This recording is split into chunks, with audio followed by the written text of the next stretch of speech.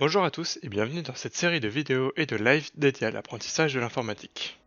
Ces cours fonctionnent de la manière suivante. Une courte vidéo abordant un sujet d'algorithmie est postée sur YouTube, puis un live sera diffusé sur différents langages de programmation afin de pouvoir répondre en direct à vos questions et d'apporter un aspect plus concret aux informations de la vidéo. Bien entendu, pour ne rater aucun live, vous pouvez nous suivre sur Twitch ainsi que sur notre Discord, où nous annoncerons le début de chaque live. Et tous les liens sont en description. Vous pouvez aussi vous abonner à la chaîne YouTube et activer la cloche pour être informé des prochaines vidéos. Nous allons donc expliquer dans cette première vidéo ce qu'est l'algorithmie et voir les premières opérations élémentaires utilisées en informatique. Selon Wikipédia, l'algorithmique, c'est l'étude et la production de règles et techniques qui sont impliquées dans la définition et la conception d'algorithmes, c'est-à-dire de processus systématiques de résolution d'un problème permettant de décrire précisément des étapes de résolution d'un problème algorithmique.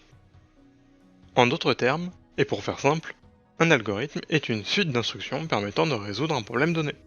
Et c'est un peu comme une recette de cuisine. En effet, si on suit la recette, on obtient le résultat voulu à la fin, mais si on ne suit pas précisément les instructions, on aura un résultat différent. Et c'est la même chose pour un algorithme. Suivre les instructions doit toujours nous donner le même résultat. C'est pourquoi un algorithme doit être compris par toutes les personnes qui veulent l'utiliser et non pas seulement celui qui l'a écrit. Il faut donc respecter certaines conventions établies. Et cette vidéo, ainsi que les prochaines de la série, vous donneront donc des exemples et des conseils pour suivre ces conventions. Dans un premier temps, il est important de faire la différence entre ce que la machine doit lire, aussi appelé instruction, et ce qui est réservé à la personne qui lit l'algorithme. C'est pour cela qu'il existe des commentaires. Généralement, ils sont délimités par 2 slash et sont parfois colorés. Et pour tout le reste, ce sont des instructions, et doivent donc correspondre à du code lu par la machine. Il faut aussi savoir que les commentaires ne changent en aucun cas le résultat de l'algorithme, car il s'agit uniquement de précision pour le lecteur.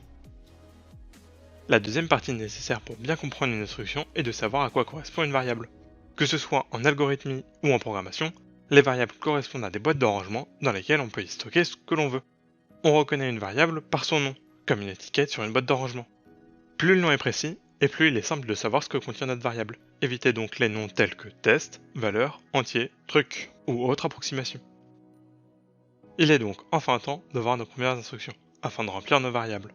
Cette instruction s'appelle sobrement l'affectation, car on affecte une valeur à une variable. Pour ce faire, on indique l'opération par une flèche dont la pointe est orientée vers l'étiquette de la variable. Et comme je vous le disais précédemment, on peut mettre ce que l'on veut dans nos variables, que ce soit un entier, un nombre réel, un caractère ou une phrase. Cependant, une variable ne peut contenir qu'un élément à la fois. Prenons par exemple une variable dont l'étiquette est exemple. Si on y affecte la valeur 7, exemple vaut donc 7, puis affectons maintenant la valeur 13, exemple vaut donc maintenant 13 et non plus 7, comme lors de la première affectation. Maintenant qu'on sait utiliser une variable et faire une affectation, il est temps de voir des opérations supplémentaires. Les opérations les plus basiques sont les opérations comme l'addition, la soustraction, la multiplication, la division ou encore le modulo. Pour l'addition, la soustraction, la multiplication et la division, les symboles sont les mêmes qu'en mathématiques. Pour ce qui est du modulo, il existe 2 écritures possibles, l'utilisation du pourcentage ou l'abréviation mode. Nous vous conseillons bien entendu cette deuxième option qui a le mérite d'être plus claire. Comme pour les modulos, il existe plusieurs formes d'écriture pour la division entière et décimale.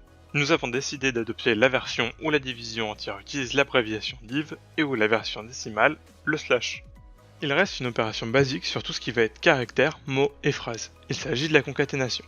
Lors de cette opération, on ajoute les caractères un à un de gauche à droite, pour ne donner qu'un seul mot. C'est pour cela qu'elle est représentée par un plus. Attention toutefois, l'espace est un caractère. Si vous écrivez hello plus world, vous obtiendrez hello world en un seul mot. Vous connaissez donc maintenant toutes les opérations de base pour l'utilisation de variables et pour faire de petits calculs. Vous pouvez bien entendu mixer les opérations et les variables afin de faire de plus gros calculs.